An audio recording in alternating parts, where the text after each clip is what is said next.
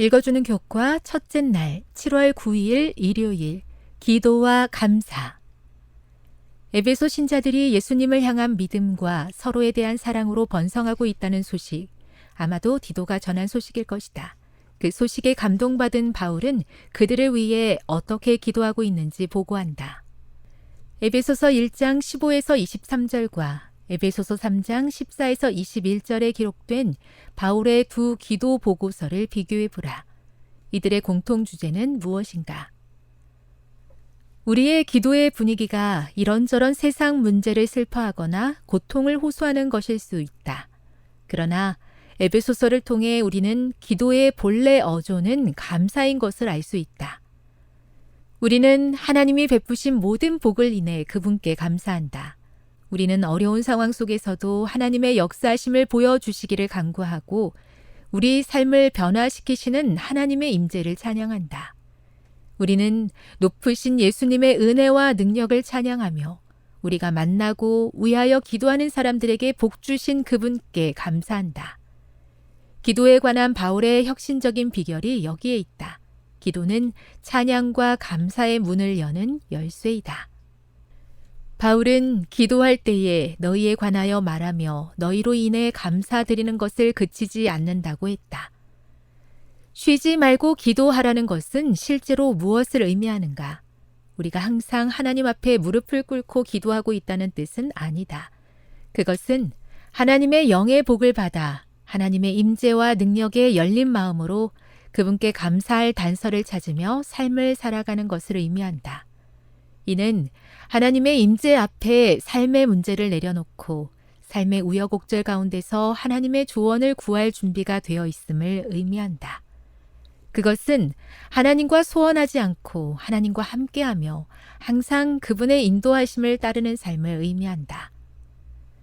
우리는 많은 경우에 기도를 편할 때만 하는 제자도의 부차적인 것으로 여긴다. 바울은 다른 관점을 보여준다. 바울은 에베소 신자들을 위해 기도하는 일을 진지하게 받아들이며 기도 중에 그들로 인해 감사하고 신자들을 위해서 중보한다. 바울에게 기도는 기독교 신앙의 중심이요, 그 중에서도 가장 핵심적인 과업이다. 이 구절들은 기도에 대한 바울의 헌신을 통해서 우리도 자신의 기도 사역을 소중히 하라는 감동적인 기도의 요청으로 우리를 부른다. 교훈입니다. 기도는 제자도의 본질적인 요소이다. 쉬지 않고 기도한다는 것은 하나님께 삶의 문제를 내어놓고 조언을 구하며 그분의 임재에 항상 열려있는 것이다. 묵상. 내가 감사해야 할 것에 대해서 항상 기도로 하나님께 감사하는 것이 중요한 이유는 무엇입니까? 적용. 기도가 기독교 신앙의 중심에 있음을 기억하고 적극적인 기도 생활을 할 수 있도록 계획해 보십시오. 영감의 교훈입니다. 새로운 힘을 얻게 하는 감사와 찬송. 우리가 항상 주님을 우리 앞에 모시고 마음으로부터 그분에게 감사와 찬송을 돌린다면 우리의 신앙생에는 늘 새로운 힘을 얻게 될 것이다. 우리의 기도는 우리가 친구와 이야기하는 것과 같은 형식이 될 것이다. 그는 우리에게 당신의 오묘한 뜻을 개인적으로 말씀해 주실 것이며 우리는 때때로 예수님의 임재로 평안과 기쁨을 맛보게 될 것이다. 그가 에녹에게 하셨던 것처럼 우리에게 가까이 임하실 때 우리의 마음은 뜨거워질 것이다. 실물교훈 129.